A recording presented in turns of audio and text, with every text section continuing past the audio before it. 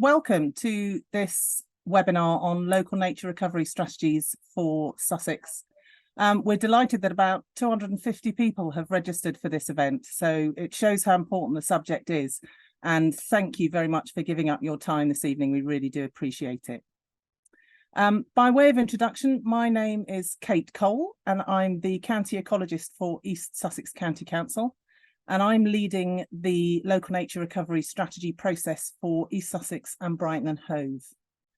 Also on the call, we have Don Baker, who's leading for the LNRS for West Sussex County Council. But I'm speaking, he'll be on the panel when we come to the Q&A later, but I'm speaking on behalf of both of us because we're working very closely together across Sussex. It's not just going to be me speaking to you tonight. I'm really pleased that we've got some guest speakers along with us. We have Colin Hedley from CJH Farm Advice and FWAG. We've got Anthony Weston from CLM, Duncan Anderson Margett from CLA, and Isabel Budden from the NFU. Also joining us on our panel when we get to the questions section later, we have Julie Middleton from the Sussex Nature Partnership, and Lindsay Neal, who is our local LNRS advisor from Natural England. The other person on our call, beavering away in the background, is Rob Allcroft from Way Forward, who's sort of leading the technical aspects of this webinar today. If you have any technical issues, please pop them in the chat, and hopefully Rob will be able to help you. And Rob will be leading, he'll be collating all the questions that come in through the webinar, and will be leading us through them. So if you do have any questions, please pop them in the Q&A. Next slide, please. Okay, so what we'll be doing tonight is first of all talking about what local nature recovery strategies are, why they're needed, what you can expect from them, what's in it for you, and how you can get involved. The plan is that we'll spend about 30 minutes on the slides because we want to leave plenty of time for questions at the end. If you do have a question, as I say, please put it in the Q&A and we'll get through as many as we can at the end. If we don't have time or we simply don't have the answer to the question, we will take them away and we will develop as comprehensive answers as we can, and we'll publish them on the website. I'll tell you a little bit more about that at the end. Next slide, please. So what are local nature recovery strategies? Well, basically, they are a new statutory process to agree priorities and actions to drive nature recovery at a local level. They're a legal requirement. They come out of the Environment Act. It's England-wide. They're landscape scale, but they're being executed at the county level. But the really important thing is that they're collaboratively produced. It's a local plan for local wildlife, being informed by local people. So you tell us what you think is important and also where it's possible to achieve. Next slide, please. There are 48 of these strategies being developed across England. We're numbers 47 and 48, and they're being led by responsible authorities who are appointed by the Secretary of State. So in our case, we've got East Sussex County Council is the responsible authority for East Sussex and Brighton and Hove, and West Sussex County Council is the responsible authority for the West Sussex LNRS. But when complete, all of these 48 strategies will join up to create an England-wide nature recovery network. Next slide, please. So why do we need them? Well, we're in a time of biodiversity crisis at the moment. We know that 1 in 6 species are at risk of going extinct in our country at the moment. We've seen something like a 55% decline in farmland birds, and we're now officially one of the most nature depleted countries in the world.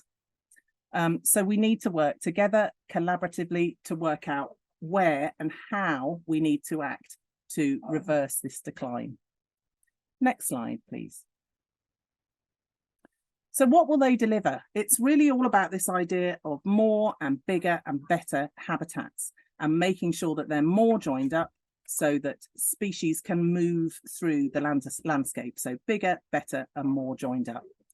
But it's not just about wildlife for wildlife's sake. It's all about those wider services that a healthy natural environment will provide. So things like health and well-being, clean air and water, healthy, resilient soils, flood management, carbon storage, all that sort of thing.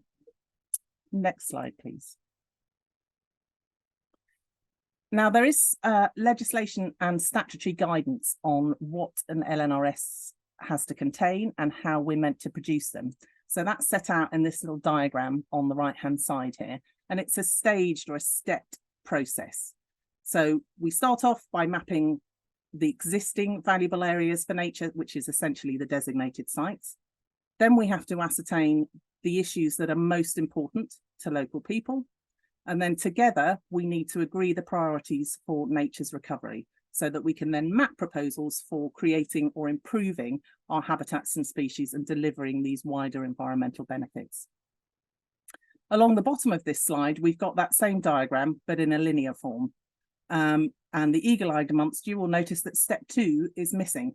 That's because step 2 relates to the review. And as this is our first LNRS, we haven't got one to review yet. So we'll come back to step 2 in a few years' time.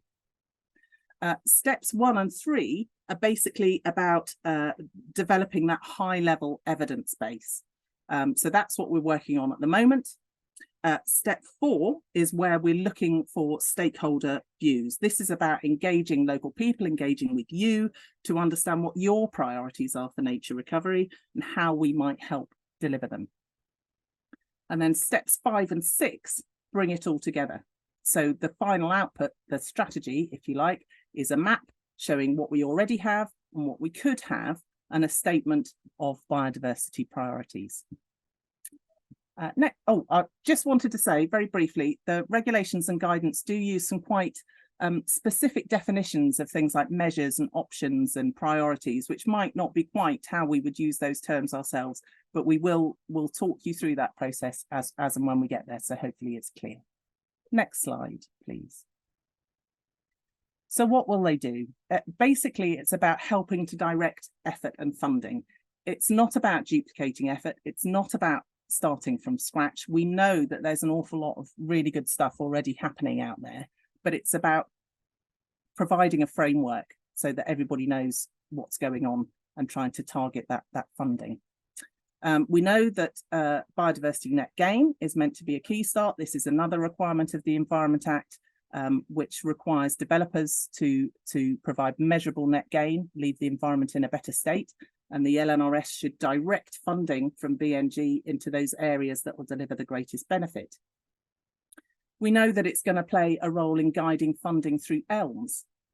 It's going to inform the planning process, and it will help public authorities like local planning authorities and others in achieving our duty to have regard to biodiversity, which is again strengthened through the Environment Act.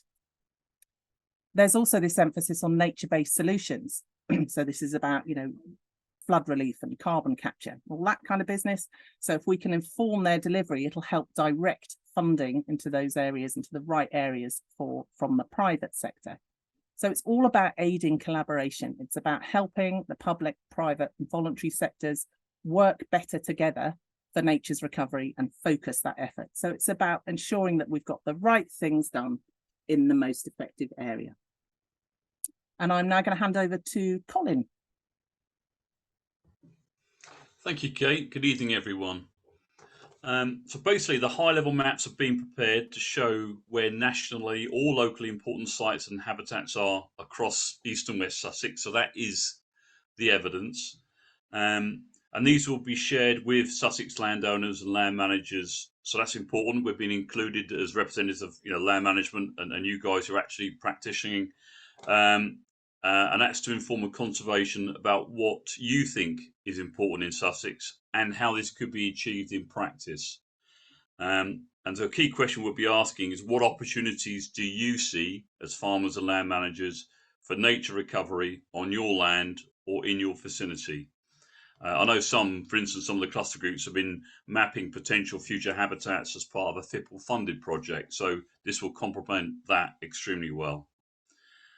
Everyone in Sussex will then have a role in identifying the priorities, and essentially this is what habitats and species we should focus on in the future, and where is the best place for nature-based solutions that address issues such as water quality and flood risks and so on, as Kate mentioned just now. It's very important, and some of you might have concerns, that options will be rooted in the reality on the ground. The importance of food production in all this has not been ignored at all, and it's been regularly mentioned during our discussions. And sorry, I haven't started my video. Sorry about that. There you go.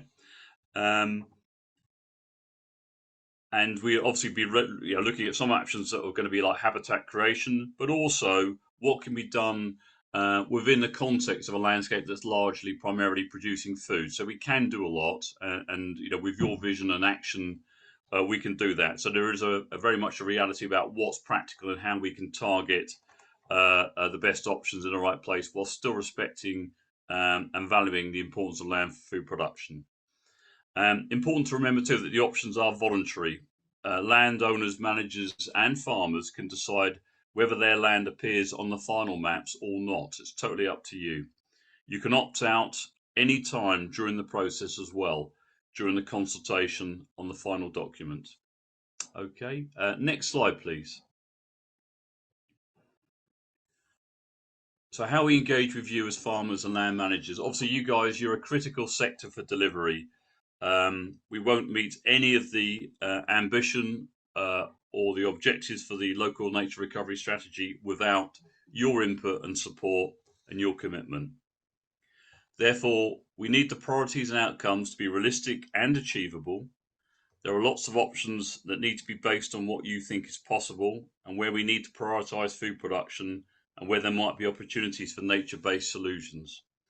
And obviously no one knows the land like you do. We mentioned about the mapping on the previous slide. We know some of the existing data is inaccurate. So your input to help guide us with your knowledge of what's on the farm or in the vicinity is absolutely vital. And we hope you'll be very willing to be part of that process. And the attendance this evening suggests that will be the case. At that point, I'm going to stop speaking. I'm going to hand over to Anthony from CLM, who's going to continue this section, which is focused on our engagement with the land management sector. So thank you. And Anthony, over to you. Thanks, Colin. That's great. Yeah, as Colin says, the LNRS absolutely isn't here to tell you how to farm or manage your land. Of course, plenty of you are already doing things for nature, and the LNRS is a real opportunity to highlight that. Engagement from farmers and land managers is really important to the success of the LNRS. There is a working group. Lots of the working group are on the call this evening, particularly the sort of land management and farming sector representation. So that includes NFU, CLA, who you'll hear from later, FWAG and Colin, obviously, us at CLM, other rural land agents, including Knight Frank, as well as landowners and farmers.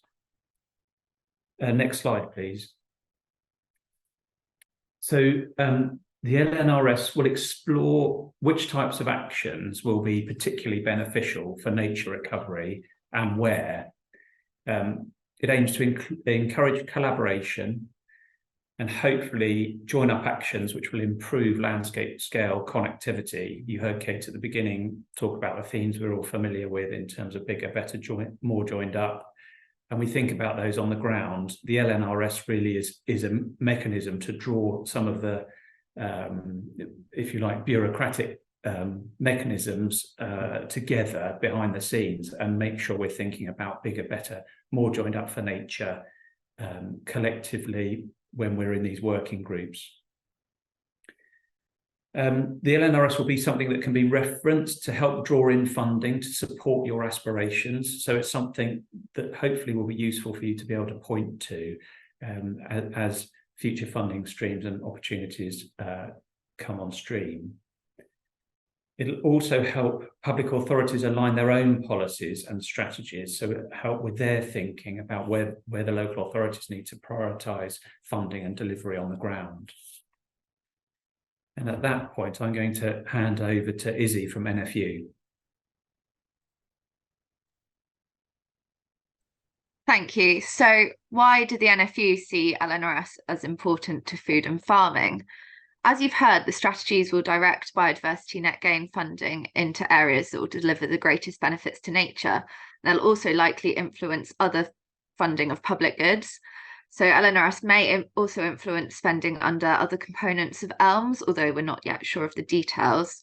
Once up and running, we expect LNRS to inform future funding opportunities from a range of public and private sources. The strategies are one way of trying to deliver the government's environmental goals, including those set by the Environment Act. So while the primary purpose is to help deliver BNG, they'll also contribute to national environment targets on water and air quality, biodiversity and trees, for example. And importantly, the strategy will play a role in planning decisions, as local authorities must take account of the LNRS in local plans, which we've heard a bit about. However, we don't currently know to what extent, and the NFU is lobbying for guidance and clarity on this from the government, as we're concerned about the potential impact on planning applications and funding opportunities.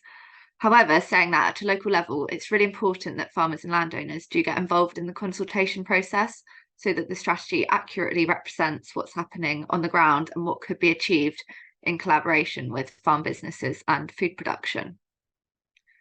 There is a written-in review process, so the LNRS will evolve over time, and this means that changes can be made to the local habitat map. And as we've mentioned, there's also no requirement for farmers to make changes on the land identified for potential actions through the mapping process. The East and West Sussex County Councils acting together on this are really keen to hear from farmers and landowners, as you should see from this, and they're prioritising engagement with the sector, which we think is a really positive step. And we believe it's really important to the sector, as LNRS should be supportive of farm business objectives and helping farmers to keep delivering the nation's food and water alongside nature. Next slide, please. So the NFU have some guiding principles for the development of LNRS, and we're involved in all the strategies across the region. These include early engagement with landowners and farmers. We want to ensure that you're involved right from the beginning, so this webinar is the start of that. A joined up approach. Food and farming needs to be embedded in the strategy and fully understood. This means recognising farming as a keystone activity that can provide environmental benefits as well as food production.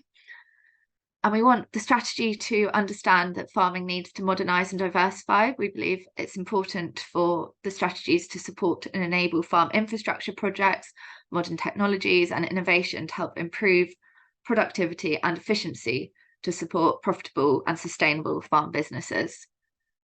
We want to see that the LNRS objectives link up with existing good advice and initiatives, for example, different resilience funds and environmental markets.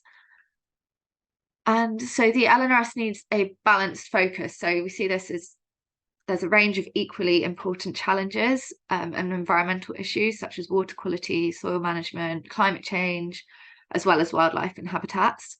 And it's also important that we are able to recognise the improvements that farmers have already made to the environment over the years and potential future challenges. And so to do that, they need really clear on-farm data.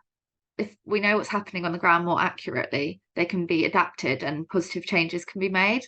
And this could include accounting for agri-environment schemes such as countryside stewardship, but also any voluntary actions that may not be recorded elsewhere. And then finally, we think that it should recognise the long-term capabilities of agricultural land and future challenges. We don't want this to be a move away from food production. We just need to help improve the management of land for nature and food production, aiming for a thriving food industry as well as a thriving environment. So overall, the aim is that the strategy recognises and has food production at its heart, because farmers yourselves are in the best position to manage the land for future environmental benefit. And thank you. I'll hand over to Duncan from the CLA.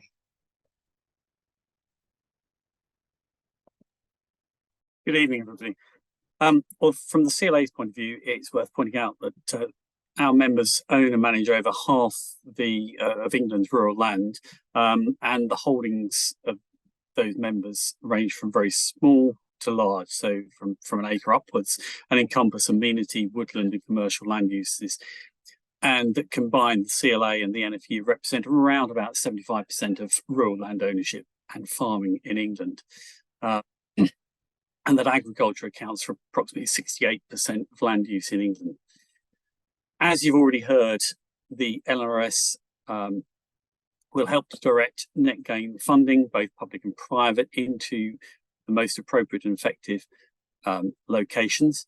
And it's also going to have a broader effect on impact or input onto the planning system as well. LNRS may be used to prioritise activities within parts of the new ELM scheme. So it's important that farmers and land managers are involved right from the word go at that point to make use of that funding and make sure it's effective. They will help to inform the targeting of nature-based solutions. LNRS will support cross-sectoral alignment of environmental policy and funds. And the role of privately owned and managed land is key to the successful delivery of nature recovery strategies throughout England. Landowners, farmers and land managers are the custodians of the land, and as well as being producers of the food that we need to feed our growing nation. And we recognise that many landowners, farmers and land managers already deliver a wide range of benefits for climate and nature within their holdings, because they see it as an integral part, an essential element of what they do for their ownership, as well as a tool to aid their successful sustainable food production going forwards. Landowners, managers and farmers are already poised to do much more in response to the increased government ambition and the public recognition that we do need to act. And land managers' experience is going to be very important in that. Their knowledge and understanding of the land, built up in many cases over generations, is going to be a crucial component to any solution the ecological and climate needs. And it's key to success. Nobody knows the land like the farmer who's been working for generations. We have the next slide, please. Landowners and land managers know the land that they're in their custodianship better than anybody else. Therefore, it's essential that landowners and land managers are engaged with and actively involved throughout the process of identifying and designing local nature strategies throughout England. And they're very much being included from the start within Sussex. We believe that their early engagement will help the efficiency and effectively identify key areas which already provide nature habitat, as well as identifying the areas which are most suited to further nature recovery. Where plans and strategies for land management are developed without landowners, managers, farmers, they're likely to either underperform or possibly be undeliverable. In contrast, if land managers are engaged effectively early and often, they'll often both identify and deliver the win-wins for good environmental management that can fit around and alongside good, sustainable and above all profitable businesses, which are essential for this to work. It's therefore key to ensure businesses remain profitable if continued and sustainable nature recovery strategies are to be achieved. And at that point, if we could hand over to the next speaker, please. Thank you, Duncan. So just back to me really to round things up and tell you about what we're doing at the moment and what our proposed next steps are. So at the moment, we're working on developing that high level evidence. So what we've got, what we know, we're reviewing existing plans and we're looking at opportunities from a purely technical perspective. And the plan is that high level evidence will be ready by the end of this year so that we can bring it out to you and other stakeholders early next year. We're starting conversations with landowners and managers now. We do, as has been said throughout this, we see farmers and landowners and land managers as probably the most important stakeholder group. So you're the first people we're speaking to, but we're going to keep this communication open. We will continue events throughout 2024, particularly around when we come to think about priorities and measures. We know that we've got very diverse landscapes across both LNRS areas, so it's really important that we hear from you about what you're already doing, what your issues are on your land, so that we know what's going on the ground. There will be opportunities for consultation and feedback throughout the process, but particularly when it comes to the stage of drafting priorities. But just to re-emphasise here, has been said several times, if an option is pulled out in the LNRS, it's not mandatory, it's not imposing something upon you, but we will keep you informed as the process develops. Next slide, please. So how can you get involved? Well, just to let you know, we are developing a dedicated local nature recovery strategy website. It's not there yet, but so we're using the Nature Partnership as a kind of interim landing page at the moment. We are developing some frequently asked questions aimed specifically at you as a stakeholder group. And any questions that we get today, we'll use that to sort of build that up so that it's a source of information that we can keep going back to. So please do check that out and we'll publish it on the website. There is also a surveyor, beg your pardon, there's a survey on the website. It's very simple, but it's an opportunity for you to register your interest if you want to remain involved in the LNRS process, which we sincerely hope you do. But we would very much like to start building up some case studies. So if there's anything that you're doing that you're particularly proud of, please do tell us, and we can think about whether we could share that as a case study, so we can share it across the county. This is also meant to be for you. It's meant to be helpful for you. So if there's any information you need that's not there, please tell us that as well so that we can add it onto the website.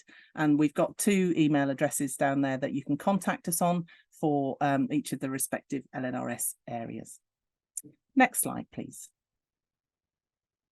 Okay, so that's it as far as the sort of presentation bits go.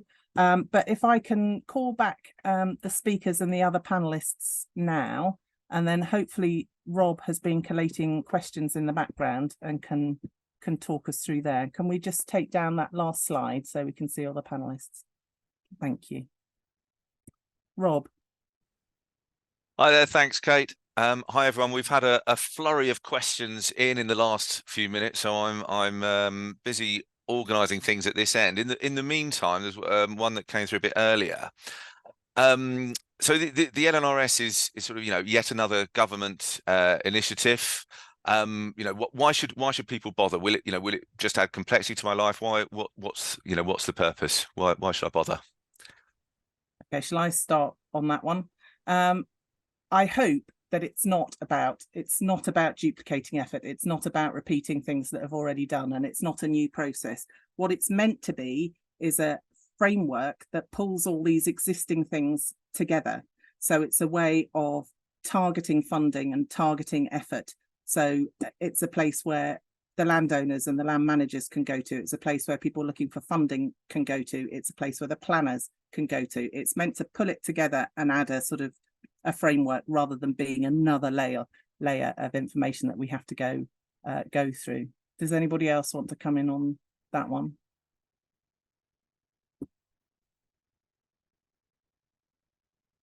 Okay. Any other questions, Rob? You're muted. Beg your pardon, trying to do too many things at once. So, there's a question here around how will the LNRS work for tenants? Perhaps Anthony, can I pass that one over to you on that? Yeah, sure. Thanks, Rob. I mean, the important thing is that we hear from as broad a cross-section as possible, really. There shouldn't be any sort of impediment to anybody coming forward with ideas about what they might like to do and priorities they might like to see for their own land, whether that's tenanted or in-hand land. Kate's already put up the contact details, and I'm sure those will be circulated. And so we can start to see, hopefully, and tease out some of the issues where we've got land that has potential and sort of good opportunities to be brought forward into the LNRS. And then hopefully be able to come up with ways of working together collaboratively between tenant and landlord to fulfill some of those aspirations. But it's, you know, I don't think it's these are things that we deal with day in, day out, really, from the land management perspective in trying to deliver some of these aspirations about nature recovery. So yeah, there are ways and means of going about that, but don't be put off if you're a if you're a tenant, and equally, if you're a landlord with tenanted land and you've got some ideas about what you'd like to do with that land, also, do come forward and propose some of those actions. Great, thank you. Any further comments on that particular subject, or should we move on to the next question? I shall move us on. So there's a question here around there's a couple actually in here. How binding will the LNRS be on landowners? So that's probably one for Don or Kate, I would suggest. Thanks, Rob. I'll start. How binding? Well, the short answer is they're not. The process will involve as many local stakeholders as possible to collectively establish the priorities for nature's recovery at the county scale, and identify potential actions that could be taken to deliver them and where this would be most beneficial. But these actions, they need to be grounded in reality. They need to be realistic and achievable. So we will be asking Sussex landowners and land managers to tell us what opportunities they see on their land, and then later working with them to understand how these might be delivered and supported through action and funding. That said, the actions that are captured in the local nature recovery strategies will not be mandatory. But they will help to direct funding and effort to help deliver priorities. As Colin said in this presentation, landowners can opt out of appearing on those final maps at any time. And it's also worth noting what Kate and Isabel said, that they'll be reviewed. The strategies will be reviewed every 5 years or so, providing another opportunity to revisit those priorities and proposed actions to ensure they remain grounded in reality. So they're not legally binding and they are able to evolve. This first LNRS is just the start of an ongoing process of collaboration with landowners to identify and adjust priorities for nature as time goes on. Kate, do you have anything to add to that? I don't think so. I think you covered that pretty well. Great, thanks, Don. There's a sort of a few questions have come in around the same kind of theme around how LNRS is going to sort of interact with local plans, local plan policy maps, and what have you. It might just be worth. There's a couple of sort of specific things have come up. I just wonder if it's something that anyone wants to just talk around a little bit. I think that's probably me or Don again. Don, do you want to field that one, or do you want me to have a go? Shall I start for as long as my connection holds, and then you can take over? Okay, so LNRS links to planning. Starting at sort of the beginning, via the Environment Act, local planning authorities now have a strengthened biodiversity duty. So as part of our statutory role, we must now consider how we can both conserve and enhance biodiversity in the discharge of our functions. So local nature recovery strategy, priorities and measures will help inform the policy infrastructure that our decision making is based on. It will also help identify areas in our authority of particular importance for biodiversity and those which could become important in the future. And the Environment Act also, it also specifically states that public bodies such as local planning authorities must have regard to local nature recovery strategies in their decision making. The whole concept of local nature recovery strategies have been designed to fit within the planning system. The exact guidance, of course, is still being developed, but what we do know at the moment is that local nature recovery strategies will identify where offsite biodiversity net gain, which is being delivered by the planning system from January, would be best delivered, and where there will be incentives within the Biodiversity Net Gain system to do so. So LNRSs will have a direct influence on local plans by providing spatial evidence of areas of importance for biodiversity and for investment in nature or nature-based solutions to problems such as flood risk, water quality, access to nature, and so on. They will also be used to inform how a local plan interprets existing policy within the National Planning Policy Framework, which already requires them to protect and enhance biodiversity. Now, you probably already picked up that last week the Levelling Up and Regeneration Act received its royal assent, and that was published this morning. So I had a quick flick through just to make sure what was there was what we expected. And of course, it makes changes to the planning system, and that will lead to the National Planning Policy Framework being updated.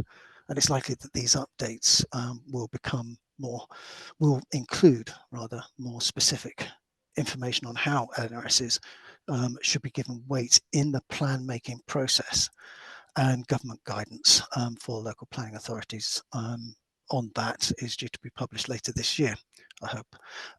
So local plans, neighbourhood plans must take account of LNRSs going forward. And because it's now a matter of law, LNRSs are now a material matter in the planning process. That said, the weight given to the matter, to the LNRS, is a matter for the decision maker. And so each planning authority is likely to have a slightly different take on its relative weight, especially when the matter is balanced against other national or local material considerations. So it's in the Act. The Act has received its royal assent, but it's not in force as yet. That date is to be determined and requires secondary legislation. So watch this space on that. I think that's all I have on that one. Great, thanks, Don. That was a very good comprehensive answer. I'm assuming there's no other sort of comments to make, but I just want to open it up to the panel. I think, Lindsay, did you want to come in on that one? Oh, my Hi. apologies, Lindsay. Yeah. No worries. I literally just put my hand up. I was just going to add a slightly different angle, which is that the LNRS regulations do introduce the role of supporting authorities, which does include all of the local planning authorities. So they will be very much involved in the process of preparing the LNRSs. So we can hopefully identify any potential misalignments and things like that before they happen. So I just thought it's important to raise that as well, that we are involving the local planning authorities. Thanks, Lindsay. That's a really important point. Great. Thank you very much. So moving on then to another kind of theme of question that's coming through. Questions are coming through thick and fast. So just before I raise the next one, just to let everyone know that if we don't manage to get to your question on this session, we will be publishing answers to all the questions wherever we have an answer, and we'll let you know where to find those. So moving to the next one, there's been a few questions around how the LNRS is going to reach out and engage with certain groups. So, for example, the South Downs National Park Authority spans both East and West Sussex. How is that going to be involved in the LNRS work? And there's also a question around how are we selecting which farmers and landowners to talk to, and can landowners reach out to us directly to West Sussex or East Sussex County Council? So a bit of a process question. Would anyone like to Shall I have a stab open up that one? Shall I have a stab at that one? Yes, okay. Please, Kate. Yep. Okay, so as you probably gathered, although we've got 2 local nature recovery strategies covering Sussex, one for West Sussex and one for East Sussex and Brighton and Hove, we've got a lot of shared stakeholders like the National Park and like the Wildlife Trust and the Biodiversity Record Centre and the IFCO and various people like that. So we have, and there's a lot of tradition of sort of Sussex as Sussex rather than being split out. So we are working together very closely to try and alleviate the impact, if you like, or the ask on those shared stakeholders. We've set up some governance, if you like. Anthony mentioned a working group. There is a working group, and the National Park sits on that, as well as the two other protected landscapes that we've got, the two AONBs, so the High Weald and Chichester Harbour. We've got representatives from the farmers and landowner community on there. We've got local planning authority involvement there. We've got what they call the arm's length bodies, so that's Natural England and the Forestry Commission and the IFCA, and I almost forgot the Environment Agency. So we've got the environmental NGOs on there as well. So the aim of the working group is to be as sort of encompassing of as many sectors as we can who will be sort of directly involved. And we have a supporting authority group. So Lindsay mentioned the fact that local planning authorities are specifically identified as supporting authorities. In terms of how we sort of engage, we know from the regulations and guidance it has to be collaboratively led. We have to do really wide stakeholder engagement and not just talk to the same people that we are used to talking to. So Rob here from Way Forward and his partner have been helping us on doing some, they've done a really comprehensive stakeholder mapping exercise for us and are developing a stakeholder engagement plan. So they're helping identify, you know, who are the main sectors, who are the main individuals, who are the main people, and how do we talk to these people. So we're working through that engagement plan at the moment, so we can target, you know, who we need to speak to and the best way to speak to them. And one of the things that's come up very clearly is that you as a stakeholder group are one of the most important people for us to speak to, hence us talking to you first.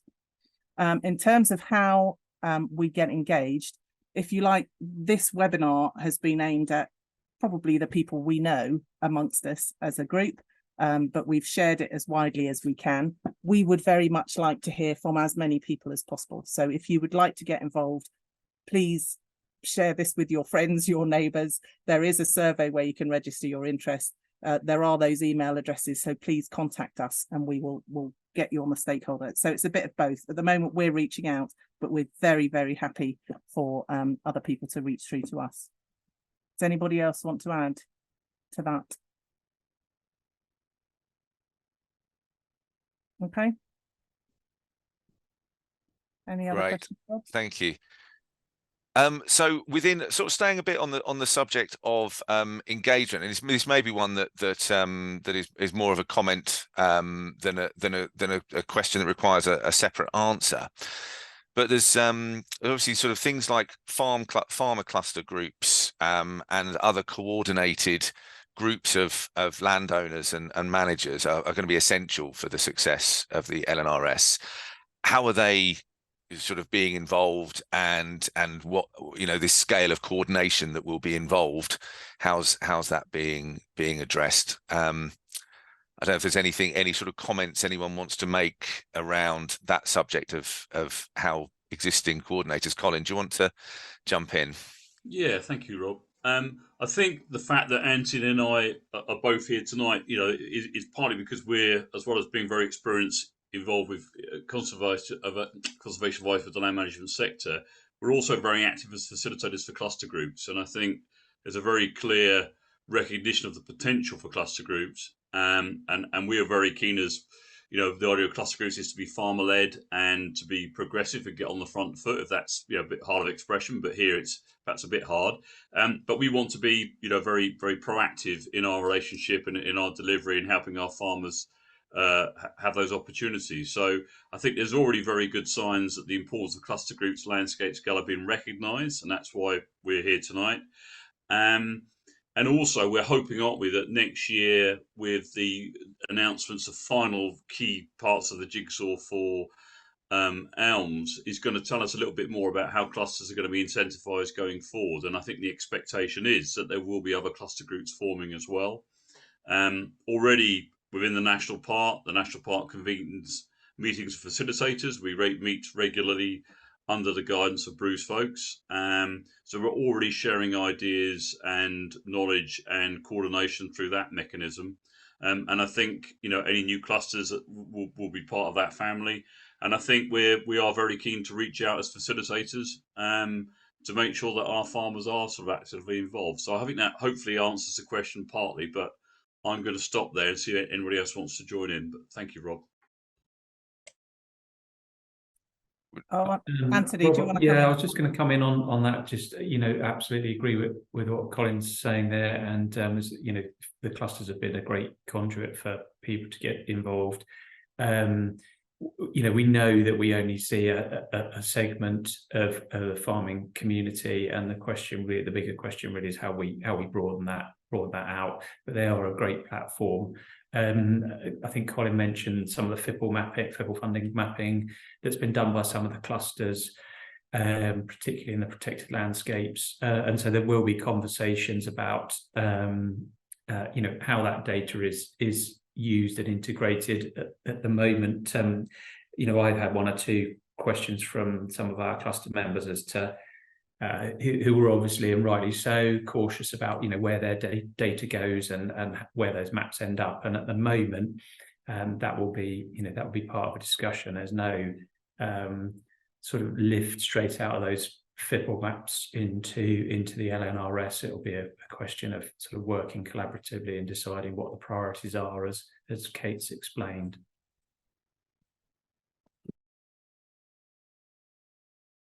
Great, thank you very much. We've probably got time for just a couple more. We've got a few minutes left. There's something here. Actually, sorry, just before I go, there's a nice shout out as well to make sure we don't forget about the food partnerships and sort of smaller groups. Kate mentioned a moment ago about the active work going on to reach the plans being made to reach out to people that perhaps we wouldn't normally be as heard or feel as heard. I don't think if anyone wants to add anything to that particular subject, please feel free. But I just wanted to kind of acknowledge at this point that there is work going on to reach out to the groups who may feel less heard. I'm pretty sure food partnerships are on the stakeholder mapping that you've done. But yeah, I mean, if you feel that there's a group that we might have missed, again, contact us and we'll make sure that they are there. Yeah, absolutely. There is. You have muted yourself, Rob. Oh, I went the wrong way. Sorry. There is a survey available on the website. The link is in the chat, and we'll be giving that link out again, where things like that can also be raised. So just moving on, there's a fairly specific thing again on the subject of sort of engage with farmers. How does it work if landowners and farmers opt out of being included in the local NRS? Any? I guess we don't map them. If you don't want your land mapped, we can't map it. And you can make that clear at any point in the process. We hope we will take it seriously whenever you do it. But if you see it coming out in the consultation document and you don't want it there, you can take it off. Anybody want to add anything to that?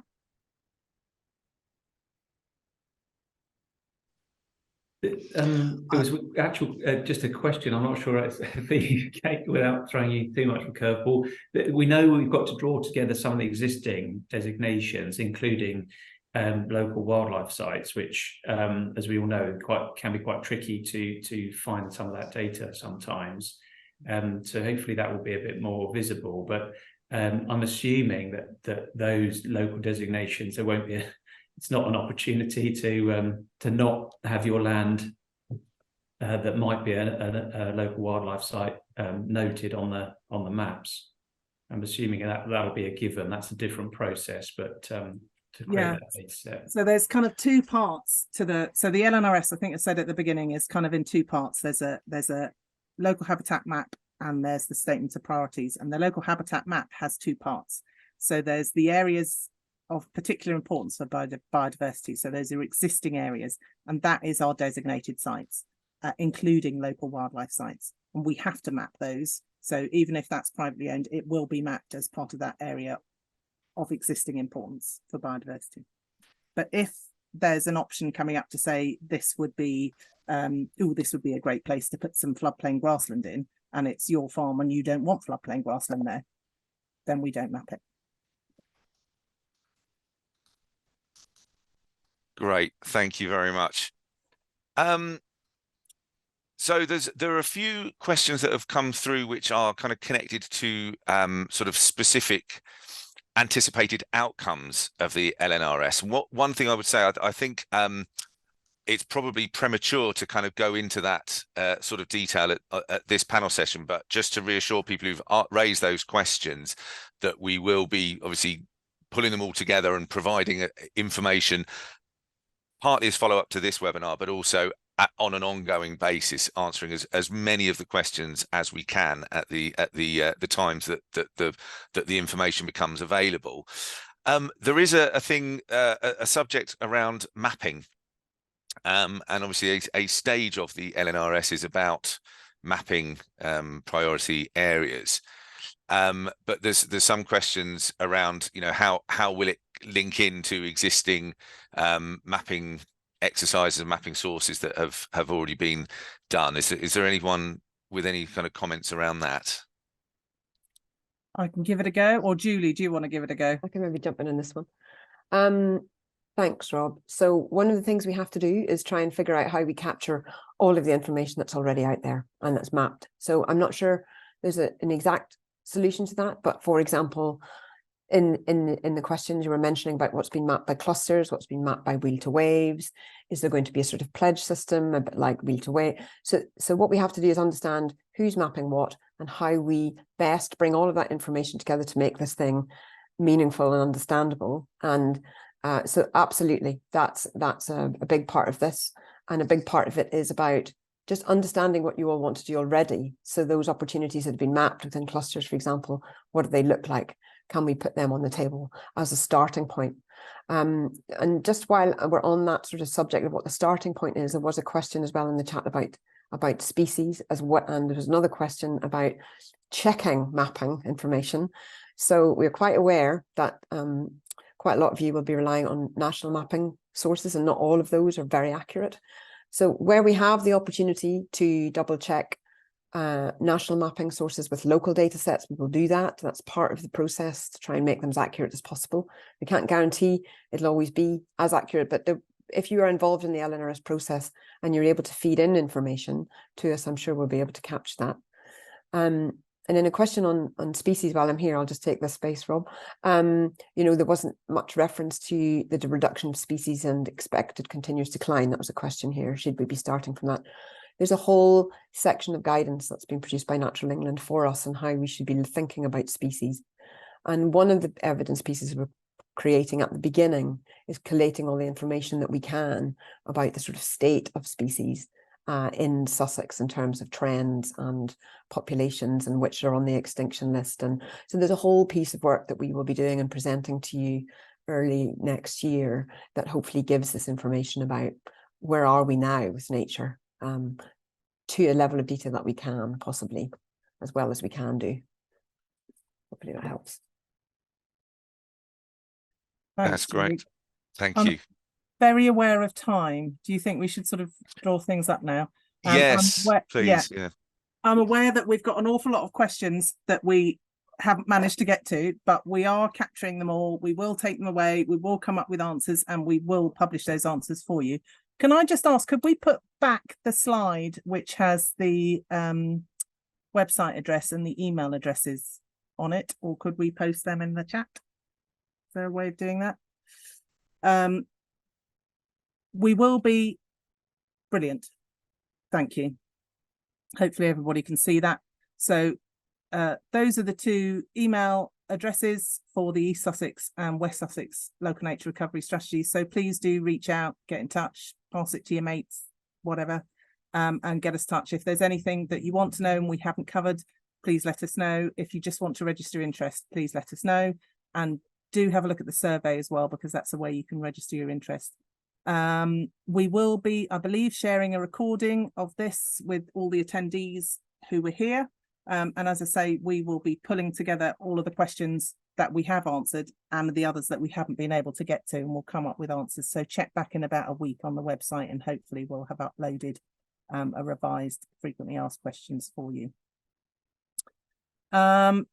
Unless anybody else on the panel has anything that they would like to say or add, On behalf of Don and myself, we would just like to say thank you. First of all, thank you to our panel and our speakers for coming along and supporting us. It's been incredibly helpful and we really appreciate it. And I hope it demonstrates that we are embarking on this in a spirit of partnership.